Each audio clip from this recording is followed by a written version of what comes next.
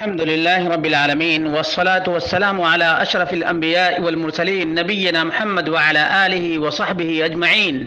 برادران اسلام، دینی اور ملی بھائیوں، دوستوں اور ساتھیوں، طارق جمیل کی جیسی عادت ہے جھوٹ بولنے کی، من گھڑت روایات پیش کرنے کی، اسی طرح سے اس ویڈیو میں یہ آدمی ایک من گھڑت روایت پیش کر رہا ہے، ایک من گھڑت روایت پیش کر رہا ہے کہ 15 شعبان کی رات کو اللہ رب العالمین آسمان دنیا پر نزول فرماتا ہے، جبکہ اس ماتوریدی کا عقیدہ یہ ہے کہ اللہ تبارک و تعالی نزول نہیں فرماتا۔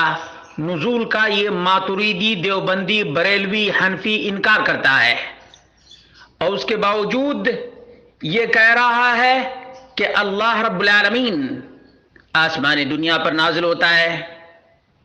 پھر اللہ رب العالمین کہتا ہے کہ ہے کوئی مغفرت کا طلبگار جسے معاف کر دوں، ہے کوئی مانگنے والا جس کو عطا کر دوں۔ اس کے بعد کہتا ہے کہ 5 قسم کے لوگوں کو اللہ تبارک و تعالی معاف نہیں کرتا ہے: مشرک جو مردوں کی پوجا کرتا ہے، اور یہ طارق جمیل بھی قبر پر جا کر مردے کی دہائی دیتا ہے، اور اجمیر جا کر اجمیری کے درگاہ پہ وہاں سے چادر اوڑھ کر آتا ہے۔ یہ ہے اس کا حال، یہ ہے طارق جمیل کا حال۔ موضوع اور من گھڑت روایت پیش کر کے طارق جمیل کیا کرے گا، کہاں لے جائے گا؟ اس کو معلوم نہیں کہ بخاری اور مسلم کی روایت موجود ہے۔ اس من گھڑت روایت کی ضرورت ہی نہیں ہے، بالکل ضرورت نہیں۔ بخاری اور مسلم کی روایت ہے، اللہ رب العالمین ہر رات مسلمانوں غور کرو تم، ہر رات اللہ رب العالمین آسمان دنیا پر نازل ہوتا ہے، اور اللہ رب العالمین کہتا ہے کوئی مانگنے والا جسے میں دے دوں۔ تو پھر یہ 15 شعبان کی رات تو ہر رات میں شامل ہو ہی گئی، پھر اس کو اسپیشلی اس رات کے بارے میں یہ روایت، جھوٹی روایت، من گھڑت روایت پیش کرنے کی کیا ضرورت ہے؟ آج سے تقریباً 900 سال پہلے علامہ ابن الجوزی نے اپنی کتاب الموضوعات کے اندر اس کو لکھا ہے۔ علامہ شوکانی نے اپنی موضوعات کے سلسلے میں کتاب کے اندر اس کو پوسٹ مارٹم کیا ہے۔ اس کے باوجود یہ طارق جمیل، اس کو پتا ہے کہ یہ روایت من گھڑت ہے، یہ روایت ناقابل استدلال ہے، اس روایت کی کوئی ضرورت نہیں، اس کے باوجود یہ بیان کرتا ہے۔ یہ بدعتیوں کو اپنی طرف کھینچنے کے لیے شیعوں کا طریقہ اس نے اپنایا ہے۔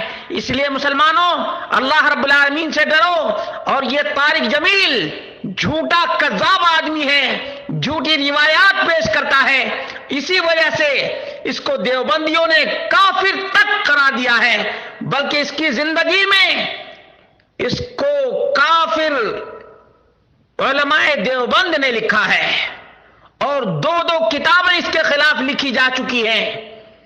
پاکستان کا ایک مفتی ہے زرولی، وہ ہمیشہ اس کی بے کنی کرتا ہے، اس کی جھوٹی روایات کا پوسٹ مارٹم کرتا ہے۔ اس لیے مسلمانوں، اس طارق جمیل کو سمجھو کہ قصہ گو آدمی ہے، گویے کی طرح سے علم غلم جھوٹی روایات پیش کرتا ہے۔